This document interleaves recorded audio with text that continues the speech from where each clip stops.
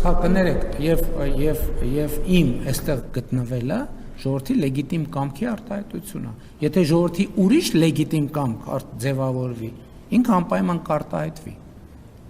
Շարունակելով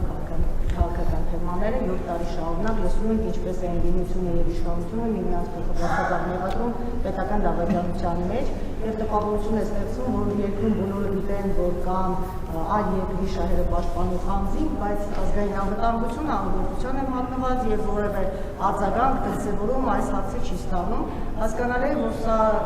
շարունակում է բաժանել հանրությանը սպիտակների եւ սևերի եւ ընդհանրապես 26 թվականի ընտրությունների կարող է նաեւ վարչակարգման հանգեցնել։ Ինչ պիտի անենք այս առումով, արդյոք ազգային անվտանգության դիրքորոշումը եւ գործողությունները պիտի այլ բնույթի լինեն, քան այսօր մենք նկատում ենք։ Նախ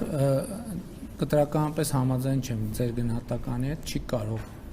արճակատման հանգեցնել եւ չի կարող լինել արճակատում։ Երկրորդը ես իմ կարծիքը ասել եմ, իմ կարծիքով 2026 թվականի ընտրությունները խորհրդարանական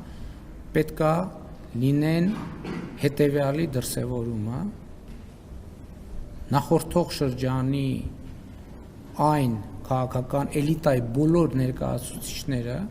ովքեր Հայաստանը առաջնորդել են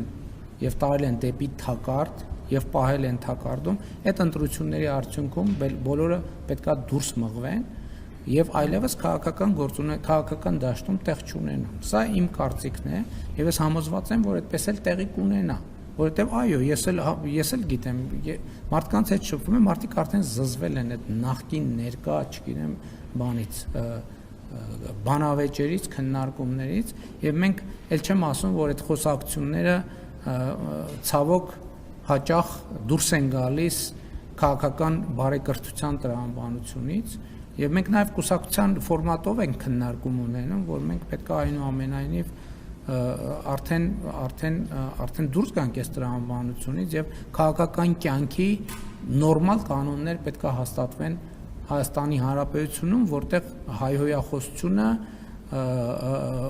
ընդհանրապես տեղ չունի, առավել եւս քաղաքական քննարկումների բովանդակության մեջ։ Հիմա դուք կասեք, որ ես էլ եմ այդ գործով զբաղվել, ճիշտ կասեք, դրա համար էլ ես Կիրակի օրերը գնում եմ եւ խորանի առաջ ծնկի եմ գալիս եւ իմ մեղքերի համար թողություն եմ խնդրում։ Շնորհակալ եմ։